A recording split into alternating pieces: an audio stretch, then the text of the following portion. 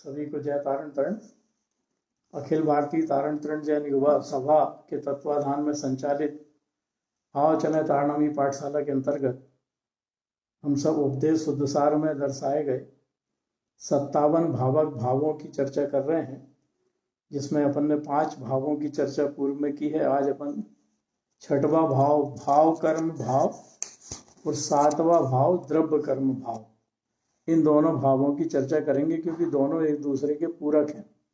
द्रव्य कर्म से भाव कर्म और भाव कर्म से फिर द्रव्य कर्म बंधते हैं। इस अपेक्षा से ये दोनों एक साथ ही चलते हैं कहें अपन तो। गाथा 405 और 406 पर अपन चिंतन करेंगे। पहले लेते हैं मंगलाचरण। अप्पानं सुदप्पानं परमप्पा विमल निर्मलं सर्वं सिद्ध स्वरूपं पिच्छति नमामि हम देव देवस्य। 405 नंबर की गाथा है। भाव कम अन्नम भाव परिणाम सयल विरयंती आवरण नहु संयम ज्ञान सावेन कम क्षिपनम चा। 406 नंबर की गाथा है। कम्मं सकम पिच्छम कम सावेन सयल विरयंती आवरणम नवन्नम दंसन दिट्ठी च कम विरयंती।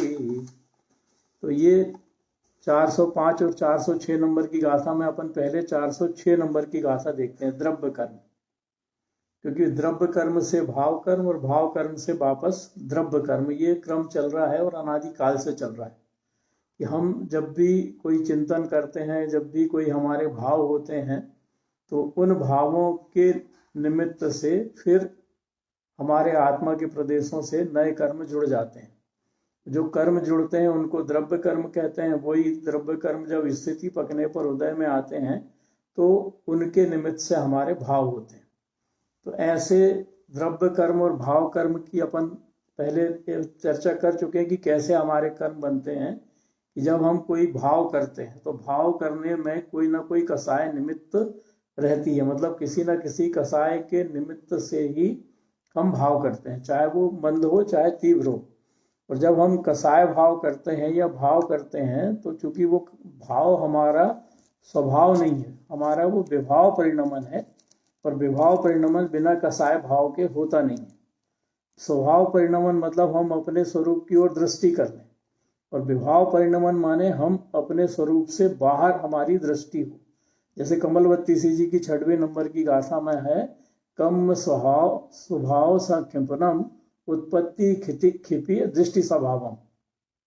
मतलब कर्मों का स्वभाव तो खिपने वाला है, लेकिन उनकी उत्पत्ति और उनका क्षय होना दोनों दृष्टि पर निर्भर करता है। जब जीव की दृष्टि स्वभाव पर रहती है तो कर्म क्षय होते हैं और नए कर्मों का होता है संवर। और जब जीव की दृष्टि पर होती है, विभाव पर होती है, तो उसके नए कर्म बंधते हैं। तो जो कर्म बंधते हैं उनको अपन कहते हैं द्रव्य कर्म।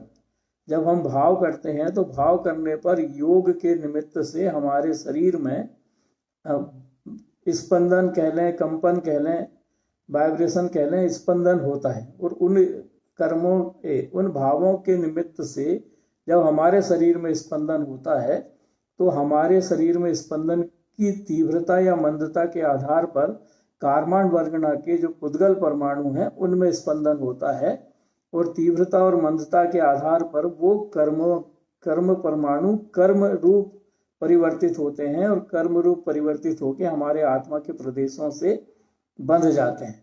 और वो बंधना उनका 4 प्रकार से अपन ने समझा था, प्रकृति बंध, प्रदेश बंध, स्थिति बंध और अनुभाग बंध। किस प्रकृति का बंधा वो उस समय निश्चित हो जाता है, ज्ञानावर्णी बंधा, दर्शनावर्णी बंधा या मोहिनी बंधा। मोहिनी में भी 2, दर्शन मोहिनी बंधा या चरित्र मोहिनी बंधा या अंतराय बंधा, या गोत्र कर्म कैसा बंधा, द्रव्य कर्म कैसा बंधा, वेदनी कर्म कैसा बंधा, ये उस समय निश्चित हो जाता है। कितना तीव्रता थी तो ज्यादा प्रदेश कर्म रूप परिणमित होकर ज्यादा प्रदेशों पर कर्म बंधेंगे, और मंद कसाय होगी तो मंद कसाय के अनुसार पुण्य कर्म या पाप कर्म जैसे भी अपनी कसाय है उस तरह से कर्म हमारे बंधते हैं। अब वो कर्मों की स्थिति उसी समय निश्चित हो जाती है कि कितने समय बाद वो कर्म उदय में आएगा। जैसे दर्शन मोहिनी की स्थिति है 70 कोड़ा कोड़ी सागर। तो जो कर्म हम आज बांध रहे हैं वो कर्म अंतिम 70 कोड़ा कोड़ी सागर संसार में व्यतीत करने के बाद भी उदय में आ सकता है। मतलब 70 कोड़ा कोड़ी सागर से एक समय कम रहे तब वो उदय में आ जाएगा, अगर इस तरह के अपन ने बांधा है। तो इस तरह से दर्शन मोहिनी कर्म सबसे खतरनाक और सबसे अधिक हमको जिनवाणी से दूर करने वाला है, क्योंकि वो हमारे ज्ञान गुण को विपरीत दिशा में ले जाता है दर्शन मोहिनी का। इसी तरह से जब वो स्थिति पकेगी तब वो उदय में आएगा, ये निश्चित हो गया स्थिति से। और अनुभाग का मतलब है कि कितना फल वो हमको देगा, जो फल देगा उसको कहते हैं अपन अनुभाग। तो मूल में तो किसी भी हमारे भीतर होने वाले भावों में मूल में तो निमित्त है कौन? हमारा कर्म। और उस कर्म को ही अपन कहते हैं द्रव्य कर्म। मतलब जो कर्म अपन हर समय प्रति समय बांधते रहते हैं, या जो कर्म हमारी आत्मा के प्रदेशों पर आकर बैठते रहते हैं, संश्लेष संबंध हमारी आत्मा से बनाते रहते हैं, उन कर्मों को ही अपन द्रव्य कर्म कहते हैं, जो पुद्गल परमाणु के रूप में कर्म रूप परिणमित होकर हमारे आत्मा के प्रदेशों पर बैठे हैं। और वो आत्मा के प्रदेशों पर बैठे हैं तो ये हमारा शरीर छूटता है तब भी वो नहीं छूटता, क्योंकि उस शरीर को अपन कहते हैं कार्माण शरीर। और कार्माण शरीर सिद्ध दशा होने पर ही छूटता है। अनंत दशा होने पर 4 कर्म क्षय होते हैं, तो घातिया कर्म भर क्षय होते हैं, लेकिन शरीर से कार्माण शरीर, आत्मा से कार्माण शरीर नहीं छूटता। लेकिन सिद्ध बनने पर ही वो हमारे अघातिया कर्म भी क्षय होते हैं, तब हमारा कार्माण शरीर छूटता है। मतलब अरहंत दशा तक हमारे साथ औदारिक शरीर भी है, कार्माण शरीर भी है, तेजस शरीर भी रहेगा। और जब सिद्ध बनेगा जीव तब उसके ये तीनों शरीर समाप्त हो जाएंगे, क्योंकि सारे कर्म क्षय हो जाएंगे। मतलब हमारे साथ वर्तमान में कार्माण शरीर रूप में द्रव्य कर्म बंधे हुए।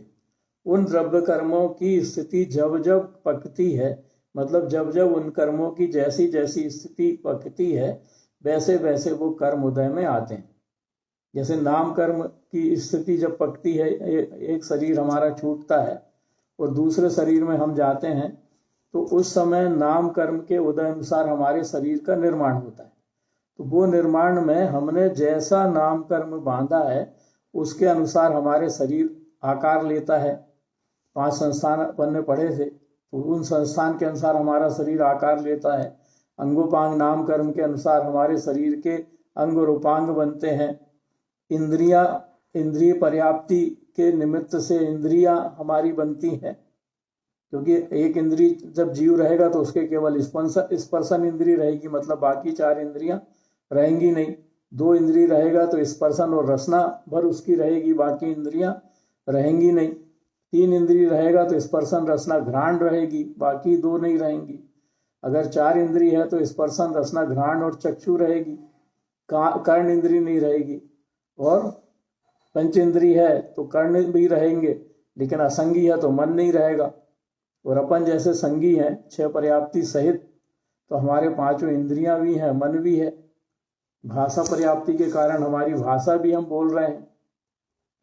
तो इस तरह से जिन प्रकार से हमने द्रव्य कर्म बांधा है, उन द्रव्य कर्म में नाम कर्म के उदय से हमको ये शरीर मिला इस पर्याय में।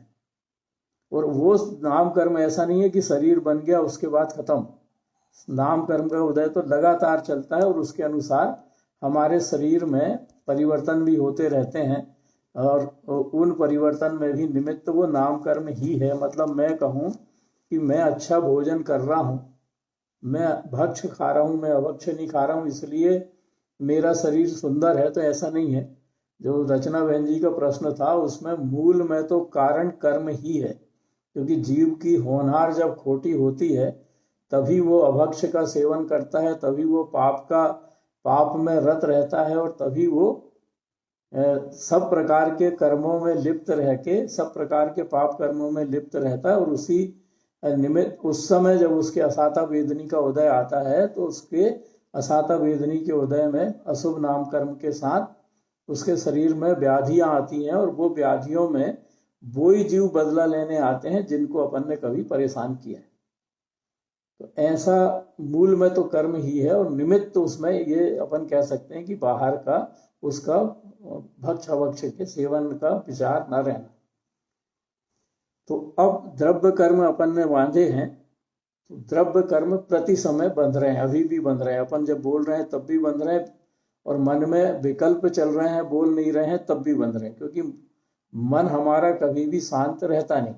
मन में प्रत्येक समय विचार उत्पन्न होते हैं, और वो विचार एक समय के रहते हैं, अर्थात उत्पन्न होते हैं, क्षय को प्राप्त हो जाते हैं, और दूसरे विचार उत्पन्न हो जाते हैं, और उन विचारों में सविकल्प रहते हैं। विकल्प सविकल्प दशा में कोई ना कोई कसाय उत्तरदायी रहती है। जैसे अभी अपन वर्तमान में प्रवचन सुन रहे हैं या चर्चा कर रहे हैं धर्म की, तो हमारी मंद कसाय। अब इस मंद कसाय में अगर जैसे सारिका बहन जी ना, दीपिका बहन जी कह रही थी कि हम कितने सौभाग्यशाली हैं कि हम प्रवचन सुन रहे हैं, दूसरों को देखो कि दूसरे इस प्रवचन से कितने दूर हैं। तो ऐसा अगर हम विचार करते हैं, और दूसरों के प्रति दया का भाव कि ये भी सुलटे, मतलब हम जैसे प्रवचन सुन रहे हैं ऐसे ये लोग भी सब प्रवचन सुने, और ये भी प्रवचन से जुड़े, मतलब धर्म चर्चा से जुड़े, धर्म चर्चा इनके जीवन में भी आए। ऐसे अगर हमारे विचार हैं तो ये विचार शुभ भाव है, और ये शुभ भाव मंद कसाय के परिणाम हमारे हैं, और मंद कसाय के परिणाम के साथ शुभ भाव भी है, तो हमारे पुण्य कर्म का बंध होगा। मतलब जो द्रव्य कर्म बंधेंगे उसमें नाम कर्म भी शुभ नाम कर्म बंधेगा, वेदनी कर्म भी साता वेदनी कर्म बंधेगा, गोत्र कर्म भी उच्च गोत्र कर्म बंधेगा। ज्ञान को ग्रहण कर रहे हैं तो ज्ञानावर्णी कर्म भी शुभ बंधेगा, मतलब जो ज्ञान को उघाड़ने वाला और हमारे ज्ञान को क्षयोपम बढ़ाने वाला ज्ञानावर्णी कर्म बंधेगा। दर्शन वर्णी कर्म भी उसी निमित्त से बंधेगा। चारित्र मोहनी कर्म हमारा शुभ भाव है, तो शुभ भाव के कारण पुण्य वाला चारित्र मोहनी कर्म बंधेगा, जो हमको भविष्य में फिर जिनवाणी का समागम दिलाने में निमित्त बनेगा। दर्शन मोहनी बंधेगा नहीं, क्योंकि हम बैठ के मिथ्यात्व का सेवन नहीं कर रहे। अब इसका उल्टा भी हो सकता है। क्या हो सकता है कि जैसे मैं ये मान लूं कि मैं सुन रहा हूं प्रवचन, या मैं जुड़ा हूं धर्म की चर्चा से, तो मुझे अहंकार भाव आ जाए कि देखो मैं सुन रहा हूं तो मेरा कितना पुण्य का उदय है, इसका देखो कितना पाप का उदय है जो सुन भी नहीं पा रहा। तो ऐसा अगर मेरे भीतर अहंकार का भाव आ जाए, तो ये अहंकार का भाव पाप पुण्य, चूंकि मंद कसाय तो है तो पुण्य तो बंधेगा, लेकिन ये अहंकार का भाव पापानुबंधी पुण्य बंधाएगा, और वो पापानुबंधी पुण्य अगले जन्म में धन संपत्ति दिलाने में तो सहकारी हो सकता है, लेकिन वो जिनवाणी का समागम नहीं दिलाएगा पापानुबंधी पुण्य, क्योंकि उस पुण्य के उदय में तो पाप बांधना है। तो ऐसा अगर अहंकार का भाव मेरे भीतर है, तो वो अहंकार का भाव भी नए द्रव्य कर्म जो बनाएगा, वो द्रव्य कर्म पापानुबंधी पुण्य वाले द्रव्य कर्म बनेंगे। तो ये दोनों तरह की सोच हमारी हो सकती है। तो दोनों तरह की सोच में हमें हमारे भीतर कौन सी सोच है, ये हमें खुद को देखना चाहिए कि हम। डॉक्टर एक बात पूछना थी। जी हाँ सर। कि ये ज्ञानावर्णी, दर्शनावर्णी, अंतराय, मोहिनी, ये चारों घातिया कर्म की तो सारी प्रकृतियां पाप रूप है। हाँ, पाप ही रूप बनती है वो। हाँ, वो तो पुण्य रूप कहाँ से आ जाएंगे? पुण्य रूप नहीं आएंगे। जब अपना साता वेदनी कर्म का बंध होगा, जब हमारा शुभ नाम कर्म का बंध होगा, जब हमारा उच्च गोत्र कर्म का बंध होगा, तो इन कर्मों के निमित्त से हमें उच्च कुल मिलेगा। उच्च कुल मिलने के साथ हमें जिनवाणी का पुण्य पाप हुई है जी। कर्मों में तो पुण्य प्रकृतियां भी है, पाप प्रकृतियां भी। हाँ, तो ये जब हमारा, जैसे अपन अभी का उदाहरण ले लें कि हमारे को मंद कसाय पूर्वक हमारा क्या है, मंद कसाय पूर्वक हम जिनवाणी को श्रवण कर रहे हैं, और जिनवाणी का श्रवण करके हमारे भीतर और अधिक सुनने की आकांक्षा है। ठीक, तो जो और अधिक सुनने की जो हमारी भावना है, उस भावना के निमित्त से, या मैं जिनवाणी को सुनूं, मैं भी सिद्ध परमात्मा के समान अपने स्वरूप को देखूं, ये भावना है। तो ये भावना मंद कसाय पूर्वक कौन सी भावना है? शुभ भावना। तो इस शुभ भावना के निमित्त से हमारे को उच्च गोत्र कर्म का बंध होगा। इस शुभ भावना के निमित्त से हमें शुभ नाम कर्म का बंध होगा, मतलब जितनी पुण्य प्रकृतियां वो ही बंधेंगी। इस शुभ नाम कर्म के उदय से हमारे साता वेदनी कर्म का बंध होगा। तो ये जो जब उदय में आएंगे तो हमको क्या मिलेगा? जैसे वर्तमान में अपने को उच्च गोत्र मिला है पुण्य के उदय से, ऐसा उच्च गोत्र मिलेगा। इस शुभ नाम कर्म और साता वेदनी के उदय से हमें जिनवाणी सुनने की रुचि आएगी, और ये जिनवाणी सुनने की रुचि में जो हमने ज्ञानावर्णी कर्म बांधा है, वो ज्ञानावर्णी कर्म हमारा कटेगा। मतलब ज्ञानावर्णी कर्म तो पाप कर्म है, तो जो हमने बांधा है पूर्व जन्मों में, वो ज्ञानावर्णी कर्म कटेगा।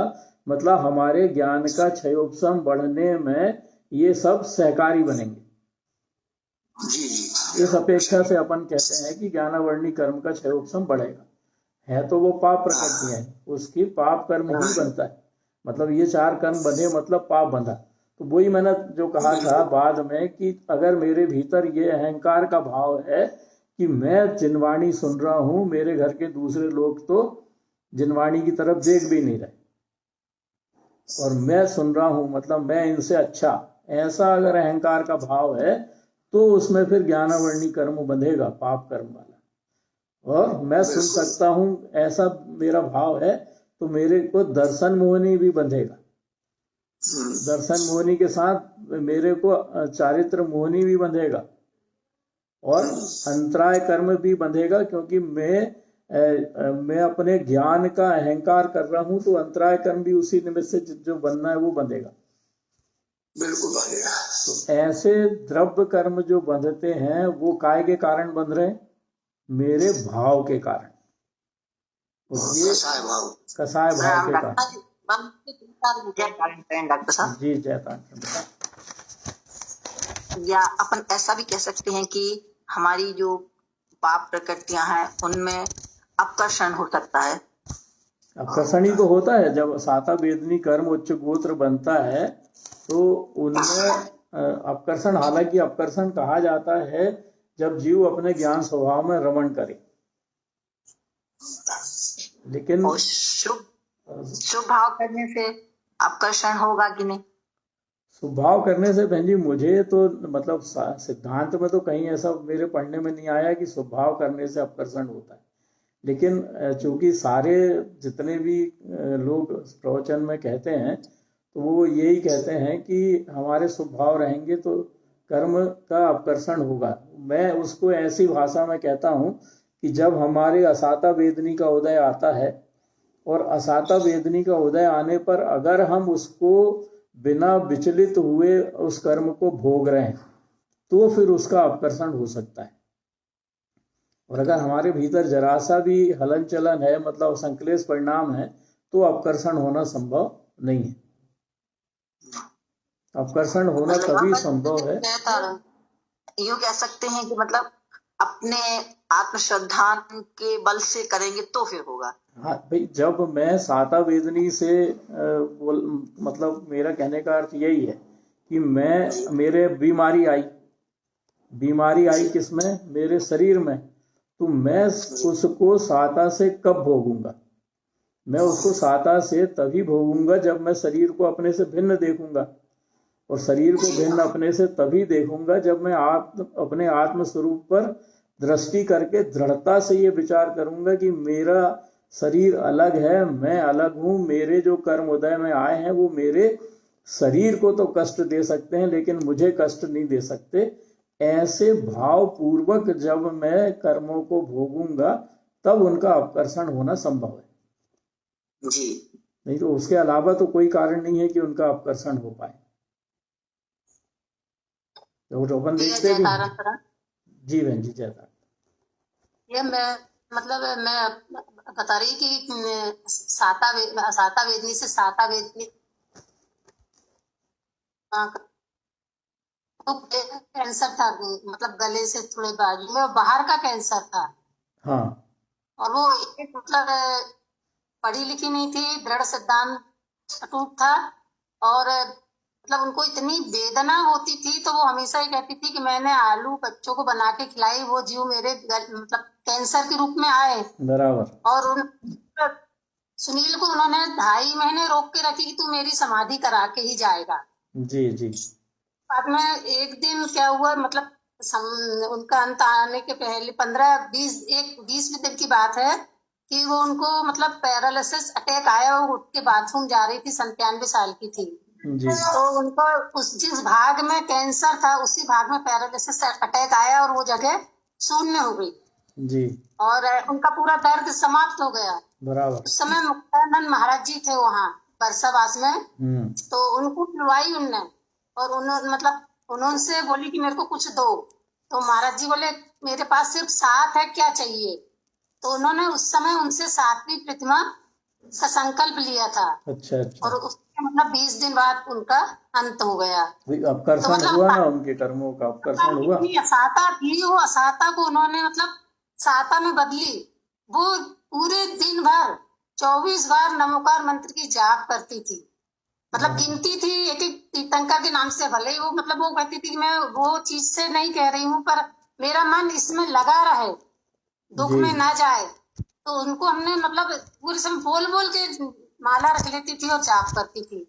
तो अपन क्या समझे इसको। वो उनका कर्मों का अपकर्षण हुआ ना बहन जी, जब उन्होंने अपने आत्म स्वरूप से भिन्न अपने शरीर को देख लिया और ये मान लिया कि मैंने जीवों को सताया था, वही जीव उदय में आए हैं और वही जीव मेरे को सता रहे हैं। तो उनने उन जीवों से क्षमा भी मांगी होगी अनंत बार कि मेरे से जो अनजाने में अपराध हुए हैं उनकी मुझे क्षमा करो। तो एक जीवों से क्षमा मांगी तो उनके भीतर समता भाव आ गया। दूसरा, उन्होंने अपने आत्म स्वरूप की सूरत नहीं छोड़ी, अपने शरीर से भिन्न हो गई, मतलब ज्ञायक बन गई वो कि शरीर में जो हो रहा है वो कर्मोदय जन्य परिणमन है और मैं इससे भिन्न हूं। तो शरीर के कर्म, शरीर के दुख को उनने अपना दुख नहीं माना, तो मिथ्या छूट गया। बैठे बैठे प्राण त्यागा उनने। और उस समय सिवनी की 3 महिलाएं थी, जी अंजू और वैराग्य की मम्मी और एक और, ऐसे 3 लोगों के सामने मतलब सुनील ने उनको बैठाल दिया और एक वैद्य ने बता दिया था कि शाम तक का टाइम है इनका, जी रात नहीं कटेगी। तो उनको पूरा शुद्धि से उनको चटाई पे बैठा के और उन लोग आई थी कि मैं भैया आप संबोधो, हमने आपका संबोधन सुनेंगे। उसने 7 मिनट संबोधा भैया और 7 मिनट में संबोधते संबोधते मैं आत्मा हूँ। और हमें तो भैया के साथ भी यही हुआ है। हमें तो भैया को भी पैरालिसिस का अटैक आया और उनको होने वाली जो शरीर में वेदना हो रही थी वो शरीर की वेदना उनकी भी चली गई, क्योंकि शून्य हो गया शरीर, तो उनको भी कहाँ अनुभव होगा। और वो अपना काम बना के वो भी निकल लिए। तो उनने भी अपने कर्मों का अपकर्षण किया है अपने स्वरूप का चिंतन मनन करके। वो भी तो अपनी तैयारी कोई एक दिन से तो ऐसी होती नहीं है, ये तैयारी तो पूरे जीवन भर करनी पड़ती है। जीवन भर जो तैयारी करेगा वही अंत समय में अपने आप को संभाल पाएगा। अकेले अंत समय में जिनवाणी सुनाने से कोई नहीं संभलता।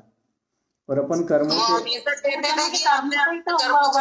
कभी नहीं खोला, कहने लगे हमने अपने कर्मों की तरफ हम कभी नहीं देखते, हम सब देखते हैं तो स्वभाव को देखते हैं बस। बराबर, यही तैयारी अपनी होनी चाहिए। अगर अपने को उनसे शिक्षा लेनी है तो यही तैयारी होनी चाहिए कि हम भी प्रति समय कुछ नहीं तो कम से कम घंटे भर बैठ के अपने को ज्ञायक तो देखें, दिन भर नहीं रह पा रहे थे अपन इन द्रव्य कर्मों के उदय से अपने को भिन्न तो देखें। और यही दवाई है केवल भाव कर्म से बचने की, भाव कर्म करने से बचने की, क्योंकि भाव कर्म भी यही है। अपन द्रव्य कर्म की जो चर्चा करी उसमें किसी को अगर कुछ कहना हो तो कहें और फिर अपन भाव कर्म की चर्चा लेते हैं। जी जयतानंद जेकर बाबा ये किसी व्यक्ति से अपन बोलते हैं ये धर्म करो बहुत अच्छी होती, कितना भंडार भरा है तारण स्वामी ने, तो कहता है कि हम सागर महाराज जी के प्रवचन सुन लेते हैं टीवी चालू करके, तो ये क्या कहलाए। देखिए, अगर उनके मन में अभी मिथ्यात्व को लेके भ्रम नहीं है, मतलब वो मिथ्यात्व को मिथ्यात्व नहीं मानते, तो फिर वो जो मिथ्यात्व का पोषण करने वाली बात कहते हैं उनका वो अनुसरण करेंगे, क्योंकि उनको मिथ्यात्व से अभी परहेज नहीं है। और दूसरा, उनके भीतर कई प्रकार के और वो चाहतें हो सकती हैं, आकांक्षाएं हो सकती हैं कि मैं इनको सुन रहा हूं तो मैं अपने आप को धर्मात्मा दिखा रहा हूं लोगों को, या मैं इनको सुन रहा हूं तो इनको जानने वाले मुझे अच्छा कहेंगे, ऐसी भावना भी हो सकती है। तो कई प्रकार के परिणाम अंदर में जीवों के हो सकते हैं, और मूल में तो मिथ्यात्व ही है, क्योंकि जो मिथ्या दृष्टि मिथ्यात्व का पोषण करने वाले जो भी हैं, भले ही वो वेशधारी मुनि हों, उनकी बात अगर अपन सुन रहे हैं और मान भी रहे हैं, तो उनकी बात मान रहे हैं मतलब उनके द्वारा जो मिथ्या कर्म किए जा रहे हैं उन सब की अपन अनुमोदना कर रहे हैं, और उसकी अनुमोदना कर रहे हैं तो जितना ग्रहित मिथ्यात्व का पोषण उनके द्वारा हो रहा है उतना ही ग्रहित मिथ्यात्व का पोषण अपने द्वारा भी हो रहा है। और वो मिथ्यात्व का पोषण होने पर हमारे को अगले भवों में जिनवाणी और दूर हो जाएगी हमसे, ये अपने को मानना चाहिए। क्योंकि मिथ्या दर्शन मोहिनी कर्म एक ऐसा कर्म है जो हमें जिनवाणी से दूर करता है, उसके पास नहीं ले जाता। तो अब अपन देखें भाव कर्म। भाव कर्म का मतलब है कि जो हमारे कर्म उदय में आते हैं उन कर्मों के उदय से हमारे भाव होते हैं। मैंने महाराज जी से इसलिए एक प्रश्न पूछा था कि वही चर्चा अपने को यहाँ भी लेना था कि जब मेरे किसी भी चीज को भोगने के भाव होते हैं, 5 इंद्रिय में से किसी भी इंद्रिय के विषय भोगने के भाव होते हैं, तो किसी भी इंद्रिय के विषय भोगने के भाव होने पर मेरे उस समय कौन उत्तरदायी रहता है? वह कर्म उत्तरदायी रहता है जो मैंने पूर्व में बांधा था। जैसे मान लीजिए रसना इंद्री का कोई विषय है कि रसना इंद्री मेरे को कोई वस्तु पसंद है और वो वस्तु कहीं पर मुझे दिख जाए, और वो दिख जाए तो मुझे ये लगता है कि आज मुझे इसका सेवन करना है, तो वो मेरी जो पूर्व समय की आसक्ति मेरे भीतर बनी हुई है, उस आसक्ति के कारण मैंने पूर्व में जो कर्म बांधा था वो कर्म उदय में आ जाता है, और उसके निमित्त से मेरे भीतर ऐसे भाव होने लगते हैं कि मुझे ये भोग करना ही है, और उस भोग को करने के लिए मैं लालायित हो जाता हूँ, और फिर उस भोग की पूर्ति के लिए मैं भाव करता हूँ। जैसे अगर भोजन, जी बहन जी जयतारण, मैं ये कह रही तारण जयंती महोत्सव प्रारंभ हो गया पुटेरा में, जी तो अपन 10 बजे लाइव कर देंगे, 10 बजे लाइव कर देंगे। आपकी क्लास हो जाए उसके बाद जोड़ देंगे। जी ठीक है जी, इसलिए फोन किया था जी। तो जो भाव अपन करते हैं वो भाव में उत्तरदायी रहता है पूर्व में बांधा गया द्रव्य कर्म। अब उस द्रव्य कर्म ने तो अपना काम किया और वो चला गया। जैसे मान लो किसी व्यक्ति ने मुझे चांटा मारा, तो चांटा किस कारण से मारा? क्योंकि वो मेरे पूर्व जन्म का शत्रु है, और पूर्व जन्म के शत्रु को मैंने कभी मारा होगा तो उसके कारण द्रव्य कर्म बंधे होंगे, उसने बांधा होगा, और उस कर्म के उदय में उसने मुझे चांटा मारा और चांटा मार के भाग गया। अब 2 बात यहाँ पर हो सकती है। एक तो ये कि चांटा मारा और भाग गया तो मैं ये विचार कर लूं कि चलो मारा भाग गया, भाड़ में जान दो, मुझे इससे अब नहीं उलझना और मुझे किसी तरह से इससे कोई शत्रुता नहीं रखनी, तो मैं वहीं चांटा से छूट गया। क्यों? क्योंकि मैंने अपने भावों की संभाल कर ली, और भावों की संभाल करके मैंने अशुभ भाव नहीं किया। तो अशुभ भाव नहीं करने के कारण मेरे उन भाव के कारण कर्म तो बंधेगा जो भी उस समय भाव है। तो अगर मैंने शुभ भाव कर लिया कि मुझे शत्रुता नहीं रखनी, मुझे इससे अब कोई मेरे को अपने चांटे का बदला नहीं लेना है, अब ये गया मार के तो जाने दो, मेरा अयस कर्म का उदय था, मेरे अशुभ कर्म का उदय था, इस कारण इसने मारा और भाग गया। तो ऐसे अगर मैंने संभाव कर लिए, क्योंकि भाव तो कोई ना कोई होंगे, तो वो संभाव अगर मैंने कर लिया तो मेरे उस समय शुभ नाम कर्म का बंद हो जाएगा, शुभ गोत्र का बंद हो जाएगा, साता वेदनी कर्म का बंद हो जाएगा। तो ऐसे 3 कर्म इस तरह से मेरे बंध जाएंगे। अब अगर मैं उसके विपरीत सोचूं, क्या सोचूं कि इसने मुझे चांटा मारा है, मैं इसको 4 लोगों के सामने चांटा मारूंगा, मैं इसको इस तरह से चांटा मारूंगा, मैं इसको इस तरह से बदला लूंगा कि ईंट का जवाब पत्थर से दूंगा। तो ये मेरे हो गए अशुभ भाव। तो इन अशुभ भावों के कारण से मैं अब जो कर्मों का बंध करूंगा वो हो जाएंगे अशुभ नाम कर्म, अशुभ गोत्र में नीच गोत्र, असाता वेदनी कर्म।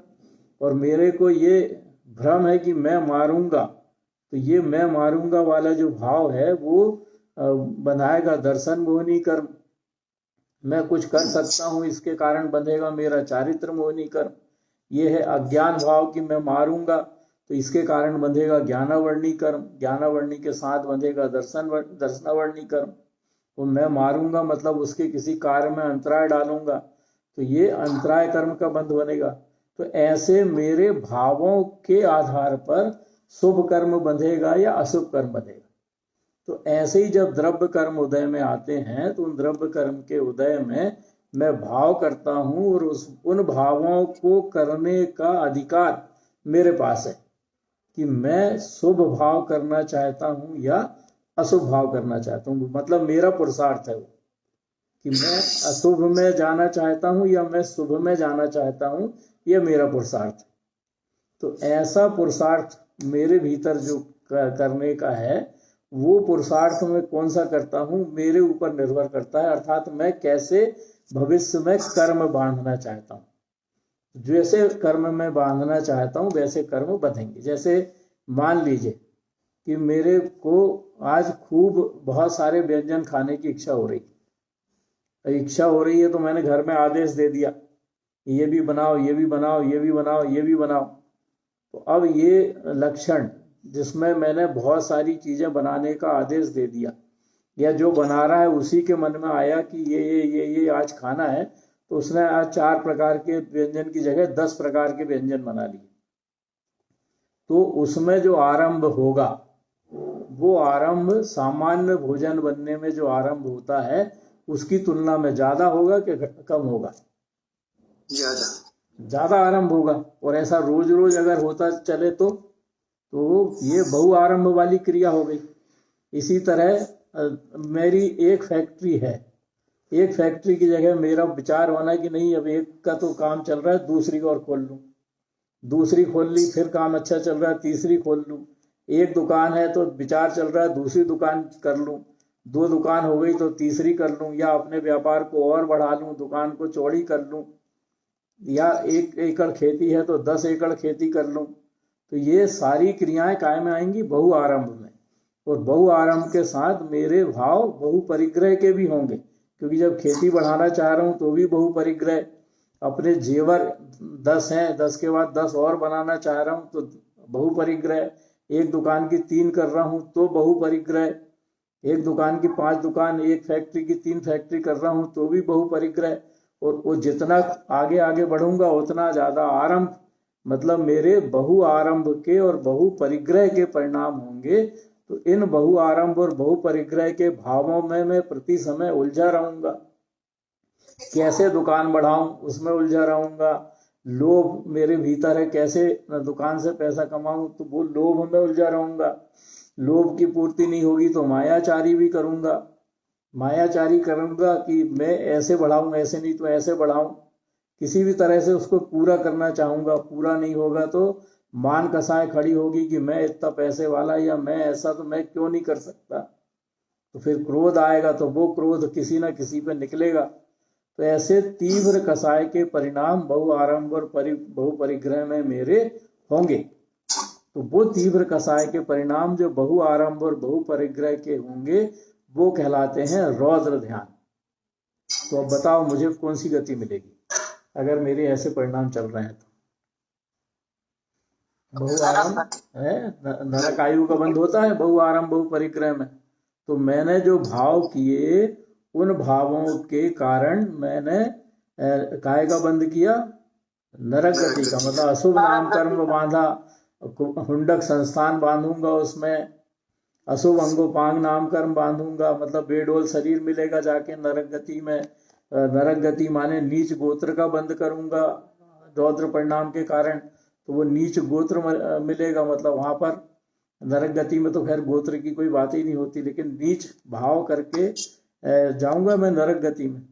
और उसी का उल्टा ले लें कि मेरे पुण्य का उदय है, उस पुण्य के उदय में मेरा व्यापार बढ़ रहा है, मेरे व्यापार बढ़ने से मेरे पास धन संपत्ति आ रही है। अब उस धन संपत्ति का उपयोग अभी मैंने एक प्रकार से किया कि एक दुकान की 2 दुकान कर ली, 2 की 5 कर ली, क्योंकि मेरे पास धन बढ़ रहा है। सोना 100 ग्राम था अभी तक, अब मैंने 1 किलो कर लिया अपने पास। धन संपत्ति बढ़ रही है तो धन संपत्ति का उपयोग करके 1 एकड़ खेती थी तो 10 एकड़ ले ली, या ऐसी कोई फैक्ट्री डाल ली जिसमें लगातार जीव हिंसा होती है, ऐसी कोई फैक्ट्री डाल ली जिसमें ऐसे उपकरण बनते हैं जिनके निमित्त से हिंसा होती है। तो एक तो धन संपत्ति का उपयोग ये हो गया। दूसरा उपयोग क्या हो सकता है, क्योंकि पुण्य का उदय है, तो पुण्य का उदय है तो धन संपत्ति तो आएगी घर में, कैसे भी आए।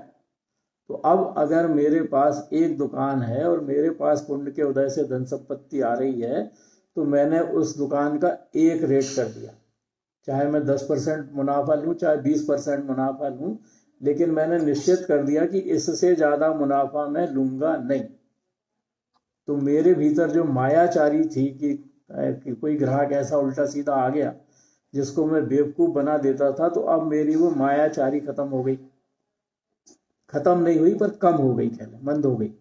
लोभ मेरा कम हो गया कि मैंने फिक्स कर दिया कि इससे ज्यादा मुनाफा मुझे नहीं लेना, तो मेरी लोभ कसाय मंद हो गई। और जब मैंने मायाचारी और लोभ मंद हो गया तो मेरे भीतर से अपने आप अहंकार का भाव मंद हो जाएगा और क्रोध तो मेरे को होएगा ही नहीं। तो ये एक मेरा धन संपत्ति बढ़ने पर ये मैंने एक उपयोग कर लिया। दूसरा मैंने ये किया कि मेरे पास जो धन संपत्ति आ रही थी उसको मैंने धर्म प्रभावना में लगाना शुरू कर दिया। मतलब जहां जहां धर्म की प्रभावना हो रही है, अगर वहां पर पैसों की कमी है तो मैंने वहां पर दान देना शुरू कर दिया।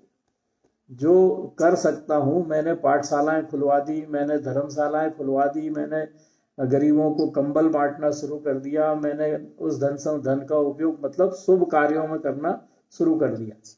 तो अब जब मैंने उसी धन संपत्ति को, जिसका मैं लगातार अपना व्यापार बढ़ाने में उपयोग कर रहा था, मैंने अपने व्यापार को संकुचित कर लिया। मतलब जितना है उतना पर्याप्त है, ऐसा विचार करके अपने धन का सदुपयोग करना शुरू कर दिया। तो जिसने जैसा पुरुषार्थ किया, बढ़ाने में, व्यापार बढ़ाने में भी पुरुषार्थ है और व्यापार को सीमित करने में भी पुरुषार्थ।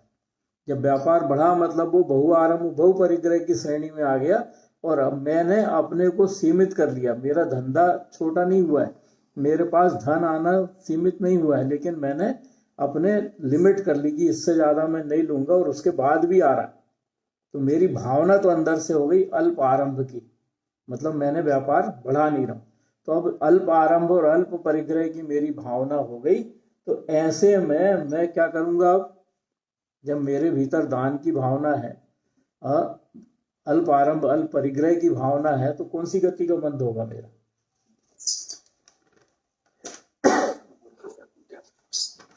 बताएं। अल्प आरंभ अल्प परिग्रह दान प्रभावना, तो ये है मनुष्य गति। मनुष्य गति के बंध का कारण मनुष्य गति बंधेगी। काय के कारण? मेरे भावों के कारण बनी। बात केवल पुण्य के उदय की, और उस पुण्य के उदय में मैंने बहुआरंभ बहुपरिग्रह किया तो मैंने बांध लिया नरक के भाव रौद्र ध्यान करके। और अगर मैंने उस संपत्ति का उपयोग दया दान में करना शुरू कर दिया और अपने आरंभ को, मतलब मेरे निमित्त से जीव हिंसा ना हो ऐसे व्यापार किया, या कम से कम हो ऐसे व्यापार किया, तो मेरी हो गई अल्प आरंभ की प्रवृत्ति। तो मैंने मनुष्य गति का बंध किया। और इसी पे सोने पे सुहागा। अगर मैंने ये सब करते हुए व्रत नियम संयम से रहना शुरू कर दिया, भक्ष अभक्ष का निर्णय करके अभक्ष को पूरी तरह से छोड़ दिया, और नियम भी ले लिया कि मैं इतना हिंसा मेरे से हो, इससे ज्यादा हिंसा ना हो, मतलब एक देश अणुव्रत जैसा पालन करने लगा। नियम भले ही नहीं लिया तो एक देश पालन करने लगा, मतलब मैंने संकल्प पूर्वक हिंसा करना छोड़ दिया, संकल्प पूर्वक दूसरों का दिल दुखाना छोड़ दिया, संकल्प पूर्वक मैंने चोरी के भाव छोड़ दिए, पांचों पाप छोड़ दिए, संकल्प पूर्वक कुशील के भाव छोड़ दिए, संकल्प पूर्वक बहुत अधिक परिग्रह इकट्ठा करने के भाव छोड़ दिए। तो ऐसा अगर मैंने साथ में और कर लिया अल्प आरंभ अल्प परिग्रह के साथ, दया दान के भाव के साथ, तो कौन सी गति बंधेगी मेरे को? देवगति। देवगति बंधेगी। तो ये सब मैंने काय के कारण किया? द्रव्य कर्म तो उदय में आ रहा है, और द्रव्य कर्म क्या उदय में आ रहा है? मेरा पुण्य कर्म है। पुण्य कर्म के कारण सब कुछ चल रहा है मेरा अच्छा। अब उसी में मैं नरक गति भी बांध सकता हूँ, उसी में मैं मनुष्य गति भी बांध सकता हूँ, उसी में मैं क्या बांध सकता हूँ? देवगति भी बांध सकता हूँ। अब मेरा ही व्यापार है, और मेरे व्यापार में मुझे लोलुपता है धन की, धन की लोलुपता है। तो मैंने क्या किया? सोने की दुकान है तो सोने की दुकान में खोटा सोना बेचना शुरू कर दिया, लोगों को बेवकूफ बना के लूटना शुरू कर दिया। मेरी किराने की दुकान है तो कम कीमत की वस्तु ज्यादा कीमत की वस्तु में मिला के बेचना शुरू कर दिया। जो कह के कपड़ा दे रहा हूँ वो कपड़ा वैसा ना दे के उसके साथ हल्का कपड़ा दे दिया। मतलब कुल मिला के जितने भी व्यापार में कर रहा हूँ या जितने भी घर में काम कर रहा हूँ, सब में काय की प्रसिद्धि हो गई? मायाचारी की। भाव तो मेरे, मैंने करना क्या शुरू कर दिया? मायाचारी साथ में। तो जो पुण्य का उदय था जिससे धन संपत्ति आ रही थी, मुझे ये लगा कि मैं कमा रहा हूं, और मैं कमा रहा हूं तो मैं मायाचारी करके ज्यादा कमा सकता हूं। तो फिर कौन सी गति बांधेंगे अपन? त्रियंच गति बांधेंगे। तो चारों गति के बांधने में कौन निमित्त है? हमारे भाव। और वो भावों में यहाँ पर निमित्त अपन ने लिया केवल एक, पुण्य कर्म। कि पुण्य कर्म के उदय से, हमारे लाभांतराय कर्म के क्षयोपशम से हमारे पास धन संपत्ति आ रही थी। उस धन संपत्ति का हमने दुरुपयोग किया। मतलब जो धन संपत्ति आई उसको सप्त व्यसनों में व्यय किया। जो धन संपत्ति है उसको और बढ़ाने का, मतलब अधिक आरंभ अधिक परिग्रह करने का प्रयास किया, तो हमारी बंधी नरक गति। उस धन संपत्ति को बढ़ाने में मायाचारी करी, तो मायाचारी करने के कारण बाधे तिर्यंच गति। उस धन संपत्ति का सदुपयोग किया, अपने भावनाओं को संभाला, अल्प आरंभ किया, तो बांधी मनुष्य गति। उसी धन संपत्ति का उपयोग करके साथ में हमने व्रत नियम संयम भी ले लिया, तो वही भावों से हमारी बंधी देवगति। देवगति के परिणाम होंगे। अब इसका उल्टा लें, हमारे चल रहा है पाप का उदय, और पाप के उदय में हमारे लाभांतराय कर्म का तीव्र उदय है। तो लाभांतराय कर्म के तीव्र उदय के कारण हमारे घर में असाता का उदय भी चल रहा है, बीमारी भी है, खाने को भोजन भी नहीं है, या भोजन मिलता तब है जब खूब मेहनत करें, या काम चलाऊ धन संपत्ति है, थोड़ा बहुत लाभांतराय कर्म का क्षयोपशम भी है, वो थोड़ा बहुत उदय भी है, तो घर चलाने लायक संपत्ति है। मतलब रोज खाओ रोज कमाओ वाली स्थिति नहीं है। मतलब छोटी मोटी नौकरी लगी है या छोटा मोटा व्यापार है, और उसके कारण हमारे पास धन संपत्ति आ रही। अब इसमें फिर अपन देखें कि जो संपत्ति अपने पास आ रही है वो तीव्र पुण्य का उदय नहीं है, लेकिन कम पुण्य का उदय तो है, जिससे हमें पेट भरने के लिए रोज कमाने नहीं जाना पड़ रहा, हमारा पेट रोज भर रहा है। अब इसमें फिर अपन अपने भावों को देखें, अपने भावों की संभाल अपन कैसे कर सकते हैं। कि पुण्य का उदय है, मतलब लाभांतराय कर्म का क्षयोपशम है, लेकिन एक धनी व्यक्ति जैसा नहीं है, कम है। और हमारे को पुण्य के उदय में धन संपत्ति मिली, अपन केवल क्योंकि धन संपत्ति वाली बात अपने को जल्दी समझ में आती है, तो उसी के आधार पर अपन चर्चा कर रहे हैं कि मेरे पास छोटा मोटा व्यापार है।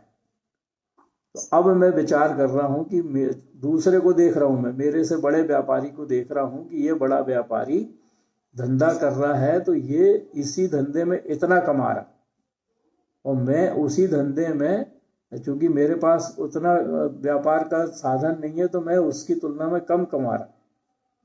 मैं वहीं बैठे बैठे विचार करूं कि मेरे पास आज भले ही नहीं है, लेकिन मैं मेहनत करूंगा और मैं इससे बड़ी दुकान लगाऊंगा। मेरे पास, अगर मेरी पत्नी के पास आज एक जेवर है, तो जब मेरी बड़ी दुकान हो जाएगी तो मैं उसको 10 नए जेवर ला के दूंगा। तो ये भाव मेरे है, और अगर मैं कहूँ कि मैं ऐसा व्यापार करूंगा जिसमें ज्यादा मुनाफा होता हो, वहां पर कितनी जीव हिंसा होगी कितनी नहीं होगी ऐसा मैं विचार ही नहीं कर रहा। और जैसे सब्जी बेचने का व्यापार कर रहे हैं, तो सब्जी बेच रहे हैं तो सब्जी तो हर प्रकार की बिकती है, आलू भी बिकती है, प्याज भी बिकती है, फूल गोभी भी बिकती है, पत्ता गोभी भी बिकती है, और लौकी के गिलकी भी बिकती है। तो मैं खेती करके सब्जी उगा रहा हूँ या खरीद के सब्जी बेच रहा हूँ, तो वहां पर जो जीव हिंसा हो रही है खेती में, उस हिंसा की मैं अनुमोदना कर रहा। और दूसरा, सब्जी जो बेच रहा हूँ उस सब्जी के बेचने में जो जीव हिंसा होगी उस जीव हिंसा में भी मैं निमित्त बन रहा हूँ। तो कितनी जीव हिंसा हो रही है ये मेरे को नहीं है ध्यान, लेकिन वो सब्जी को मैं कितने तरह से खरीद के कहाँ से कैसा करके बेच सकता हूँ, अच्छी सब्जी में खराब सब्जी मिला के बेच सकता हूँ, ये सब मेरे भीतर परिणाम अगर चल रहे हैं तो ये बहु आरंभ बहु परिग्रह के परिणाम है। कुछ ना होते हुए भी, या मेरी छोटी सी जेवर सुधारने की दुकान है, लोगों के जेवर को मैं सुधारता हूँ, तो उसी में मैं मायाचारी कर रहा हूँ कि मैंने टाका लगाया तांबे का और कह दिया मैंने सोने का लगाया और पैसे ले लिए सोने के, और विचार कर रहा हूँ कि जिस दिन मेरे पास पैसा हो जाएगा तो मैं भी सोने चांदी की दुकान लगाऊंगा। या मेरी छोटी सी कपड़े की दुकान है तो उस कपड़े की दुकान में ही मैं एन के प्रकार हल्का कपड़ा लाके और लोगों को बेचता हूँ अच्छा कपड़ा कह के, और मनमाने तरीके से मुनाफा लेता हूँ। तो और मेरे मन में ये विचार रहता है कि जब मेरे पास पैसा हो जाएगा तो मैं बड़ी दुकान लगाऊंगा। एक व्यक्ति ने परिग्रह प्रमाण व्रत होता है, तो उस व्यक्ति के पास उस समय 10 ग्राम सोना खरीदने की औकात नहीं थी, और उसने परिग्रह प्रमाण अपने को बताने का उसके भीतर बहुत जोश रहता था कि मैं ये कर रहा हूँ मैं वो कर रहा हूँ। तो उसने परिग्रह प्रमाण व्रत किया, तो उसने व्रत किया था 1 किलो सोने का, कि मैं 1 किलो सोने से ज्यादा अपने पास नहीं रखूंगा। जिसकी आज परिस्थिति 10 ग्राम सोना खरीदने की नहीं है, वो क्या कर रहा है, परिग्रह प्रमाण में 1 किलो सोना से ज्यादा नहीं रखूंगा। और जो व्यक्ति था उसके पास आज भी 100 ग्राम सोना खरीदने की परिस्थिति नहीं है, आज भी वो लोगों को बेवकूफ बना के ही अपना धंधा चला रहा है। तो मिथ्यात्व का सेवन करके धंधा चला रहा हो। तो ऐसे अगर हमारे भीतर परिणाम बनते हैं तो ये बहु आरंभ बहु परिग्रह के परिणाम है। भाई आज की जो मेरी परिस्थिति है उसके अनुसार मुझे भाव करना चाहिए, लेकिन मैं तो उससे बढ़ के भाव कर रहा हूं। तो ऐसे भाव करने से बहु आरंभ बहु परिग्रह भले ही मेरे पास नहीं है, लेकिन अगर मैं वैसे भाव कर रहा हूं तो मेरे अशुभ नाम कर्म का ही बंद होगा, अशुभ गोत्र का ही बंद होगा, असाता वेदनी का ही बंद होगा, और पाप कर्म के कारण अलग मैं दर्शन मोहिनी चारित्र मोहिनी में उलझा रहूंगा और जाऊंगा कहाँ? क्योंकि बहु आरंभ बहु परिग्रह के भाव हैं, कुछ ना होते हुए भी, तो नरक गति जाऊंगा, या मायाचारी खूब कर रहा हूं तो त्रियंच गति जाऊंगा। उसके अलावा मेरे पास दूसरी 2 गति में जाने का अवसर ही नहीं रहेगा। ऐसी गतियों में चला जाऊंगा जहां पर मुझे सुनने को ही ना मिले, 4 इंद्री बन जाऊंगा। तो ऐसे एक स्थिति तो ये हो सकती है कम पुण्य का उदय रहने पर। दूसरी इसके विपरीत स्थिति हो सकती है कि मेरे पास जितना भी है मैं बहुमान करूं कि ये मेरे पुण्य के उदय से। अगर मेरी छोटी दुकान भी है तो इस छोटी दुकान में भी मेरे पुण्य का उदय है, इसलिए ये छोटी दुकान मेरे पास है। कई लोग तो ऐसे हैं जो रोज मजदूरी करने जाते हैं और रोज मजदूरी करके पैसे लेते हैं, तब उनको भोजन नसीब होता है। तो मैं उसमें संतुष्ट रहूं कि होना होगा जैसा होगा, मेरे पुण्य का उदय आएगा तो मेरी भी समृद्धि बढ़ेगी। मैंने खुद ने पूर्व जन्म में दूसरों के लाभ में अंतराय डाला था, दूसरों के भोग में अंतराय डाला था, दूसरों के उपभोग में अंतराय डाला था, इसलिए मैंने ये तीव्र अंतराय कर्म का बंध किया। और इसके कारण आज मुझे इस वर्तमान पर्याय में पर्याप्त भोग सामग्री भी नहीं मिल रही है, पर्याप्त उपभोग सामग्री भी नहीं मिल रही है, पर्याप्त धन संपत्ति भी नहीं मिल रही है। और अगर मैं फिर वर्तमान में वैसे ही भाव करूंगा तो भविष्य में फिर नहीं मिलेगी।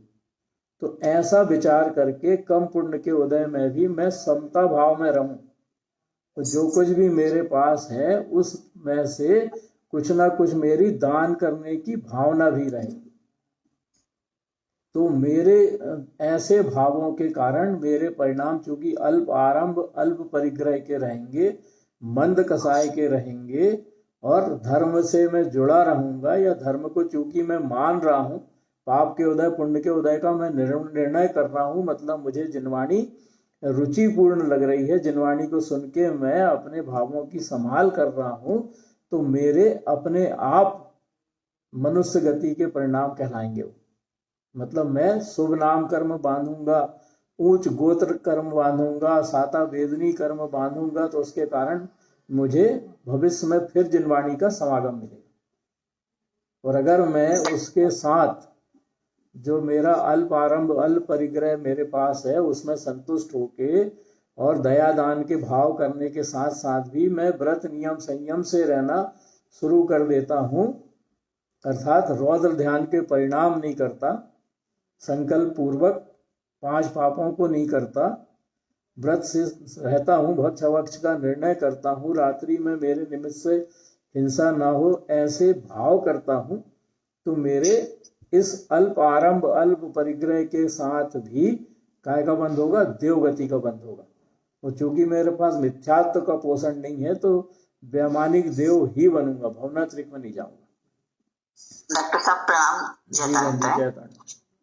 एक ये जिज्ञासा हो रही है कि जैसे परिग्रह प्रमाण व्रत ले रहा है कोई भी जी, तो वो मतलब उसके पास है, उससे ज्यादा सीमा निर्धारण इस उद्देश्य से कर रहा है कि भविष्य में यदि ज्यादा हो गई मतलब तो फिर उसका पाप ना लगे। जी ठीक है ना, परिग्रह प्रमाण व्रत करें, लेकिन अपने कितना पुण्य का उदय चल रहा है उसको भी तो देखें।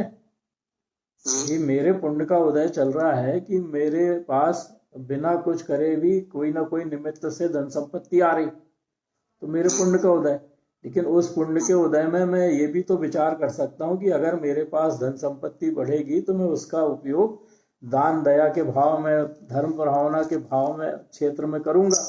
मेरे पास आज जितना है उससे 100 ग्राम ज्यादा सोने का कर लें, एक मकान है तो 3 मकान का कर लें, एक दुकान है तो 2 दुकान का कर लें। लेकिन मैं अपनी बात देखूं ना, मैं बच्चों के साथ क्या हो रहा है, मेरे पति के साथ क्या हो रहा है, मेरे घर के अन्य सदस्यों के साथ क्या हो रहा है, उसको देख के क्यों मैं अपना परिग्रह प्रमाण करूं।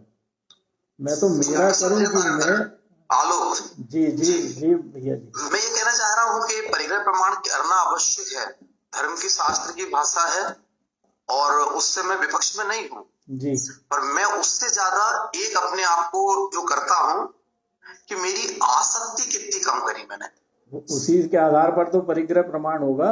आसक्ति बनी रहेगी तो कहाँ से प्रमाण होगा। आज 4-5-6 करोड़ रुपया सामान आसपास घूम रहा हो मेरे, मैं क्या करूँगा है,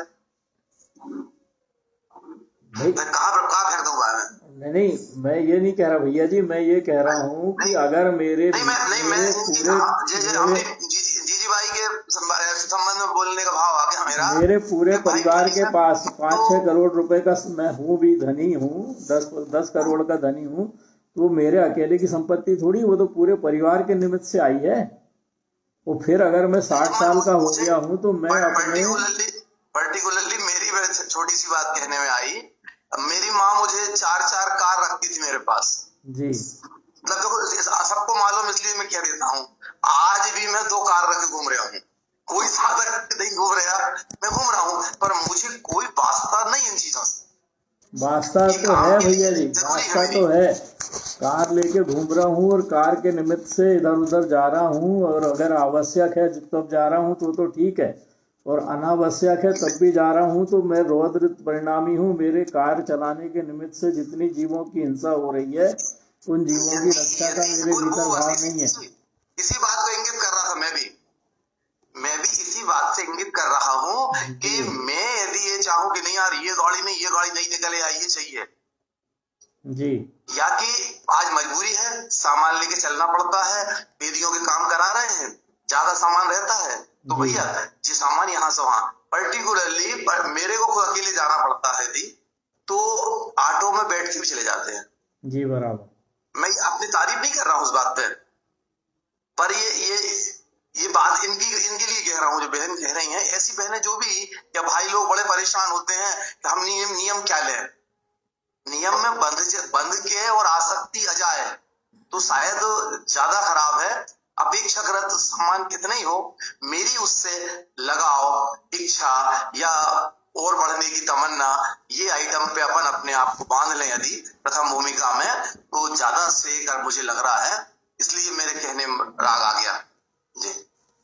आसक्ति के आधार पर ही परिग्रह का प्रमाण होता है, और आसक्ति हर कोई सी भी इंद्रिय की हो सकती है।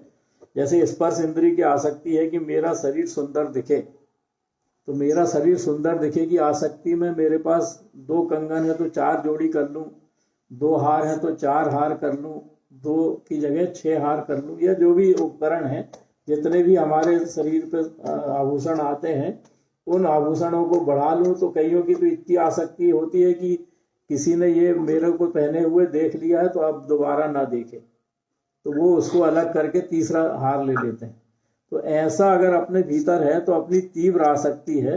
और अगर अपने भीतर ये भाव आ गया है कि मैं कैसा दिख रहा हूँ ये लोगों को सोचने दें, मैं अपने आप सोचूं कि मैं तो इस शरीर के श्रृंगार से मेरा श्रृंगार होना नहीं है, मेरा श्रृंगार तो मेरे भीतर जो भाव चल रहे हैं उन भावों के आधार पर होगा। अर्थात मैं अगर बाहर से श्रृंगारित दिख रहा हूँ और मेरे यश प्रकृति नाम कर्म का उदय नहीं है तो कोई मेरी प्रशंसा भी नहीं करेगा, और अगर मेरी यश प्रकृति नाम कर्म का उदय है तो मैं कुछ भी नहीं पहने रहूं तो भी मेरी प्रशंसा होगी।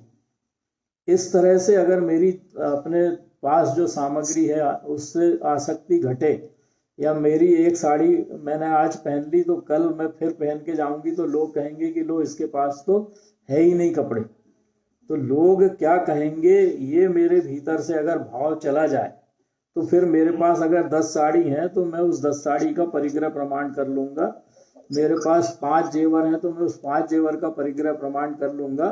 तो घर के लोग फिर कहते भी रहे कि तुम बनवाओ तो मैं नहीं बनवाऊंगा, घर के लोग कहते भी रहे कि साड़ी खरीद लो तो मैं नहीं खरीदूंगा। ऐसे परिग्रह प्रमाण व्रत होगा। और अगर मेरे भीतर ऐसे भाव होते हैं, कहते हैं लोग, लेकिन ये लगता है देखो मतलब मन में विचार आता है, तो जीवों की भोगने की प्रवृत्ति है तो वो ये सलाह देते हैं ऐसा कर लो, ऐसा बनवा लो, पर अंदर से वो भाव ही चले गए। भाई महिलाओं को देखो ना, जो महिलाएं, कई महिलाएं ऐसी हैं जो बिना ब्यूटी पार्लर गए किसी पार्टी में नहीं जाती, पहले ब्यूटी पार्लर जाएंगी फिर पार्टी में जाएंगी। और कई महिलाएं ऐसी भी होती हैं जो ब्यूटी पार्लर जाती ही नहीं है, तो ब्यूटी पार्लर जो जाती हैं उनके भीतर तो ये भाव है कि मैं सुंदर ही दिखूं, जो नहीं जाती उनके भीतर भाव ही नहीं है कि मैं सुंदर दिख रहा हूं कि नहीं दिख रहा हूं, ऐसा भाव ही नहीं है उनके पास। मतलब उनके पास 4 लोग क्या कहेंगे ये विचारने का समय ही नहीं है। सौंदर्य प्रसाधन का सबका से मतलब साबुन तक का, जी जी, जिसका जितना सदरा है उतना तो करना ही चाहिए। तो जो ऐसा कर ले, आसक्ति घटा ले, उसका परिग्रह प्रमाण व्रत करना उचित है। और जिसके भीतर अभी आसक्ति लगातार बनी हुई है सामानों को इकट्ठा करने की, या मेरे पास ये अच्छा दिख रहा है तो ये भी हो जाए, वो बाजार गए और घर में काम नहीं है, कोई उपयोग नहीं है, फिर भी खरीद के ले आए, ऐसे ये लोग को अच्छा लगेगा, देखेंगे तो लोगों को अच्छा लगेगा। इस तरह से अगर परिग्रह इकट्ठा करने की हमारे भीतर भावना है तो उससे फिर परिग्रह प्रमाण व्रत करना नहीं करना बराबर है। भाई आज मैं मेरे पुण्य का जितना उदय चल रहा है उससे मैं कुछ भी खरीद सकता हूँ, लेकिन मैं अगर निश्चित कर लूँ कि नहीं मुझे तो खरीदना ही नहीं है, या मेरे पास जो धन संपत्ति उसका सदुपयोग मैं करूँगा, अपने जेवर खरीदने में नहीं करूँगा, धन प्रभावना में करूँगा, दया दान के भाव में करूँगा, तो वो सदुपयोग होगा। और ऐसा व्यक्ति ही परिग्रह प्रमाण कर सकता है।